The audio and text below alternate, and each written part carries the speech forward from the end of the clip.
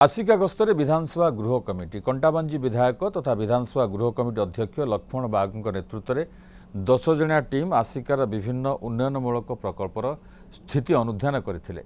टीपीसरा नालर जबरदखल जोगु सहरर बन्याजल निष्कासन हेउनथिबा अभियोग को नहीं लक्ष्मी बजार निकट टीपीसरा नालर जबरदखल स्थिति अनुधान करथिले।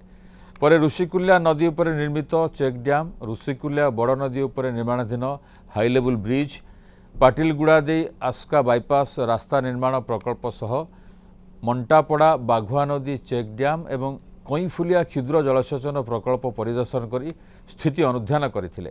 मंटापड़ा डैम निर्माणर सर्भे को नहीं चाषी असंतोष प्रकाश करथिबा बेले चाषी मानक सह विधानसभा गृह कमिटी आलोचना करथिला। मंटापड़ा बाघुआ चेक डैम निर्माण को नहीं चाषी मानक मनरे उपजिथिबा आशा आशंका समस्या को पुनः विचार करने पई एही कमिटी प्रतिश्रुति दैछि।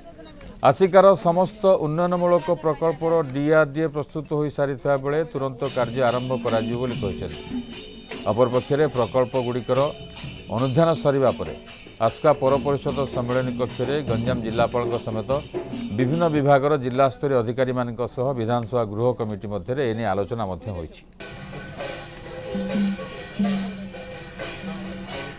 आज समस्त जिला प्रशासन तथा स्थानीय विधायक सरोज भाई नेतृत्व में ये टीम आसला।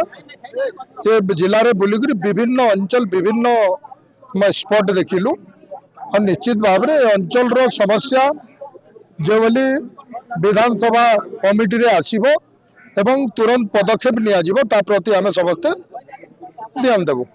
भारतीय जनता पार्टी रो सरकार यही वर्तमान उद्यम करिकरी एटा कराउचंती चाषी मानकर उपकृत पाई आउ मोर गाँ लोकंकर उपकृत हम से सब प्रकार चेष्टा आमे सरकार पाखे बहु वर्ष धरी दाबी कला परे वर्तमान से गोटे चेक डैम करने गोटे प्रस्ताव आसी आमर जल संपद विभाग ब्रह्मपुर आनुकूल्य अधिकारी मैंने सर्वे करथिले किंतु ग्रामवासी मैंने जो जगार आनिकटा हेले जो चेक डैम टा तैयारी करागले आम चाष जमी की सुचारू रूपे जलसेचन हो पारिबो।